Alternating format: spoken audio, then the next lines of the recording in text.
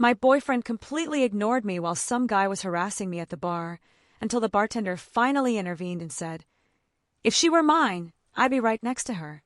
The moment we walked into the bar that night, he seemed to forget I even existed. As soon as we crossed the threshold, his eyes lit up when he saw his friends playing darts in the back. Without a word, he left me alone at a high table near the entrance. I tried to distract myself by drinking something I didn't even want, feeling completely out of place amidst the noise and laughter.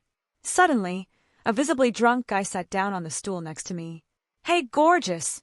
Why are you standing here all alone?" he slurred, his breath coming in heavy as he placed his hand on my thigh. I jerked away, a shiver of revulsion running through me. I glanced desperately toward where my boyfriend was laughing uproariously with his friends, hoping he'd notice my discomfort, but he didn't even turn his head. "Looks like your boyfriend isn't taking good care of you," the man persisted with a malicious grin. "Why don't we go somewhere quieter? I have a really nice car outside," he continued, leaning closer. I firmly told him I wasn't interested, but he wouldn't give up. "Ah, you're playing hard to get. I like that," he whispered, his fingers beginning to trace a path up my arm. My stomach churned with fear and helplessness. Just then, a deep voice called from behind the bar. "Do you need another drink, or are you okay?" It was Daniel, the bartender. He was looking at me with a genuine concern I hadn't seen in my boyfriend's eyes all night. "I'm Daniel," he said, giving the drunk a stern look. "Sir, there are plenty of empty seats if you'd like to sit somewhere else." The guy mumbled something about just chatting, but Daniel didn't take his eyes off him until the man, intimidated, grabbed his beer and walked away. For the first time since we arrived, I felt like I could finally breathe. Daniel poured me a glass of ice water and placed it in front of me. "If that guy comes back, let me know right away," he said in a serious tone that conveyed absolute reassurance. It was ironic. This complete stranger had made me feel safer in 5 minutes than my own boyfriend had in our entire relationship. I thanked him, my voice a little shaky, and explained that my boyfriend was supposed to be with me, but he was too busy celebrating his dart successes. Daniel glanced toward the back, where my boyfriend was shouting with joy after hitting the center. "Yeah, I've seen him around here before," he remarked somewhat doubtfully. "Last weekend, he stayed until closing time. I remember thinking his girlfriend must be really understanding, because not all women like being stood up all night for a game." A knot formed in my chest when I heard him say that. My boyfriend had told me he was feeling down last weekend and was going to stay home and rest. Daniel stopped wiping the glass in his hand and looked at me with a mixture of pity and barely contained anger. "Look, it's none of my business, but I've worked here long enough to know when someone isn't feeling safe," he said honestly. "A good boyfriend wouldn't let something like that happen to you." His words echoed in my mind as I remembered all the times he called me an exaggerator when I complained about some man bothering me on the street or at work. Suddenly, the drunk guy came back, thinking he'd have better luck this time.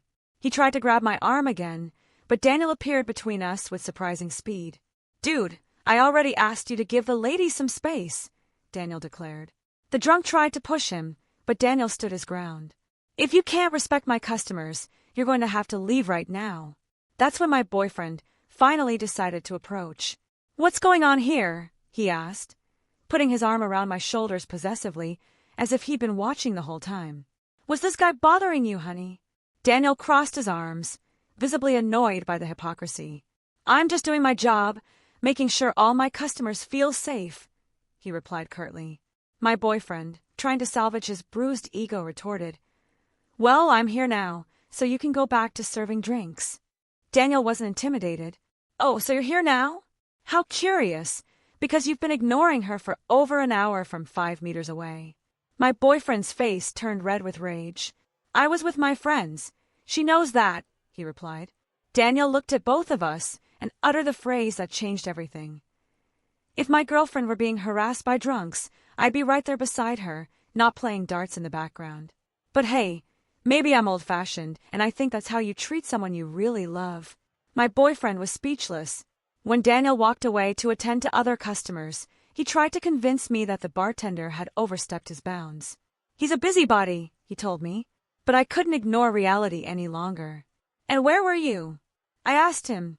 He opened his mouth, but not a word came out. "Let's go," he finally said, trying to lead me toward the exit, but I immediately pulled away. "No, I'm leaving. You stay with your friends." I walked toward the exit in the cold night air, realizing I'd been holding back tears for a long time. Daniel came out after me. "Are you okay to drive?" he asked. I said yes, and he, with a disarming kindness, offered to call me a taxi if I preferred. "I know you don't know me," Daniel said, "but if you ever need a quiet place to have a coffee without being bothered, the bar opens every day at 2 p.m. I drove home in silence, feeling a clarity I'd never known before. My boyfriend didn't call or look for me that night. The next day, I woke up to 30 messages from him, all trying to blame me for overreacting and ruining his night out with the guys. I didn't reply to any of them. I spent the morning staring at the ceiling, replaying every time he'd made me feel invisible. At 3 in the afternoon, I found myself parking in front of the bar again. I walked in, my heart pounding. During the day, the place was different, more inviting. Daniel was there, setting up the bar. He smiled when he saw me. "You came," he said simply. He poured me a coffee exactly the way I liked it, with 2 sugars and a dollop of cream. "How did you know?" I asked, surprised. "I'm a bartender. We pay attention to the details," he replied with a wink. We talked for hours about what it truly means to care for someone.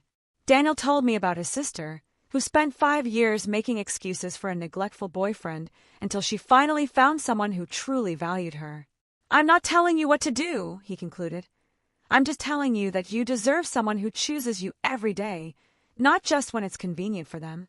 At that moment, I felt a heavy weight lift from my shoulders. I looked at Daniel and asked the question that would define my new beginning. "Are you hiring?" "Because I need a change of pace, and I think this is the place."